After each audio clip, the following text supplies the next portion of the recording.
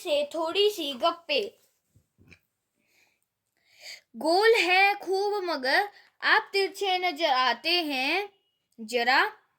आप पहने हुए हैं खुल्लकास तारो जड़ा, सिर्फ मुंह खोले हुए हैं आप। गोरा चिट्टा गोल मटोल। प्रसंग। प्रस्तुत काव्यांश हमारी पाठ्य पुस्तक वसंत भाग 1 में संकलित कविता चांद से थोड़ी सी गप्पे से लिए गया है,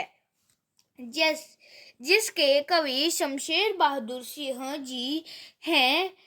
कवि ने कहा, चंद्रमा को गोल मटोल रूप का वर्णन किया है। व्याख्या। हे चंद्रमा, जब भी मैं तुम्हें देखती हूँ तुम तभी कुछ तिरछे नजर आते हो।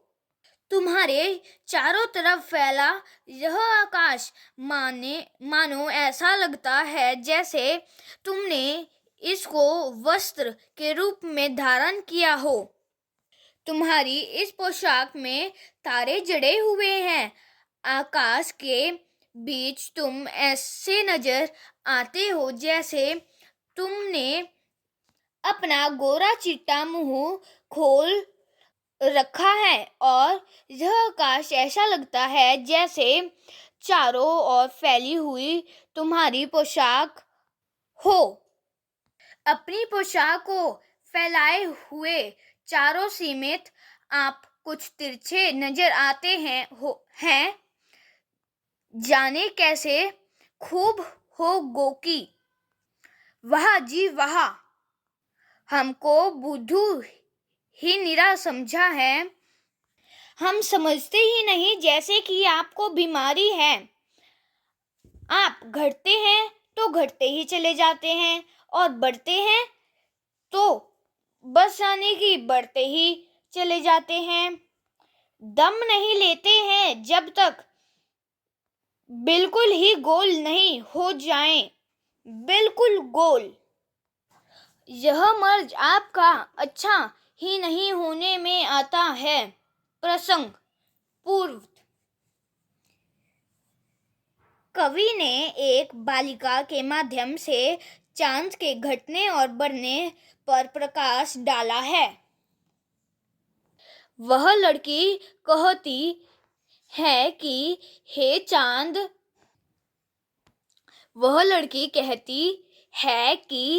चांद, क्या तुमने हमको बुद्धू ही समझ रखा है? हम जानते हैं कि आपको कोई बीमारी है। आप जब घटते हैं तो निरंतर घटते ही चले जाते हैं और जब बढ़ते हैं तो निरंतर बढ़ते ही चले जाते हैं। तुम तब तक आराम नहीं करते जब तक पूरी तरह से गोल न हो जाओ। आपको तो ऐसा रोग है जो कभी भी ठीक होने का नाम ही नहीं लेता। अब हम कुछ शब्द करेंगे। सीमित, दिशाएं, कुल, सारा, पूरा, मर्ज, बीमारी,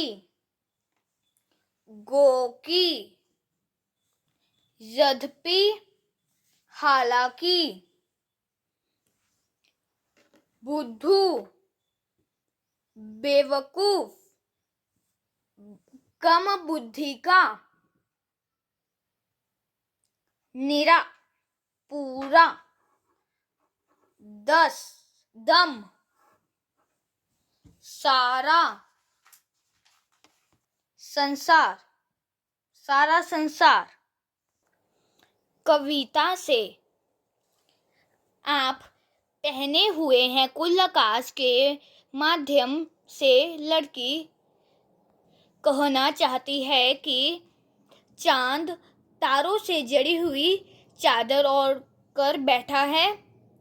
सेकंड, ऑप्शन, चांद की पोशाक चारों दिशाओं में फैली हुई है।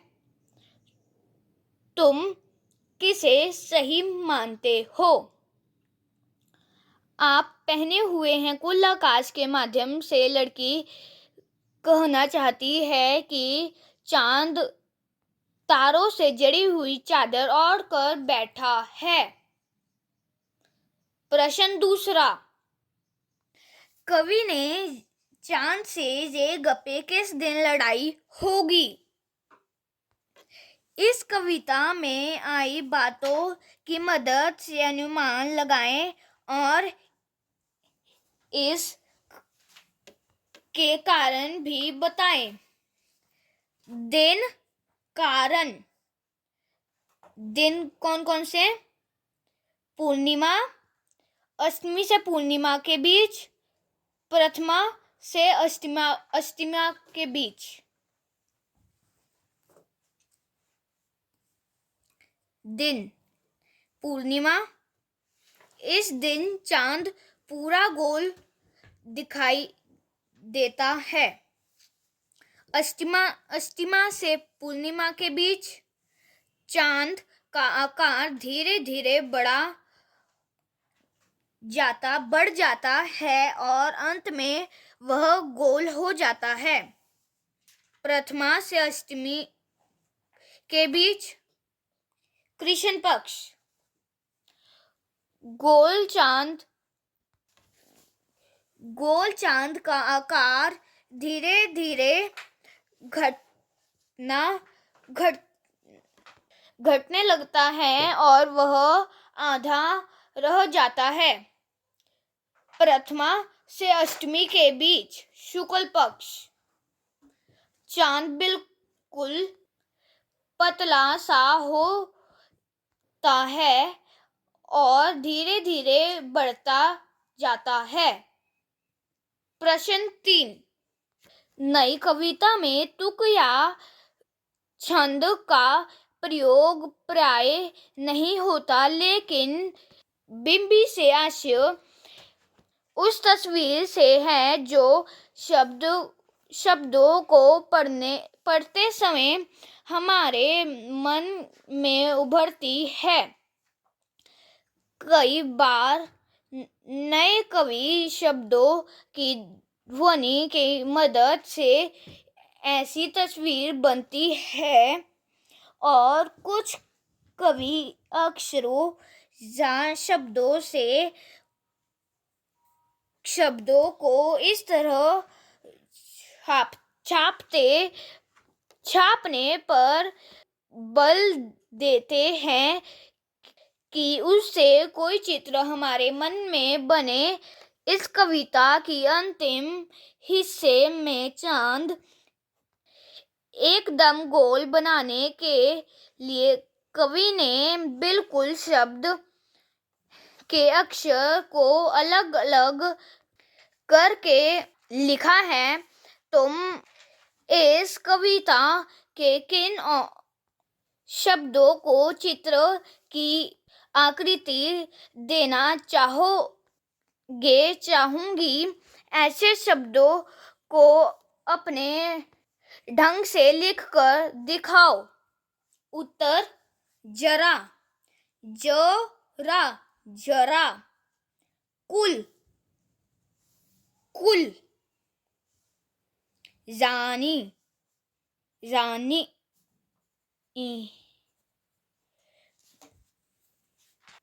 बढ़ते, घटते,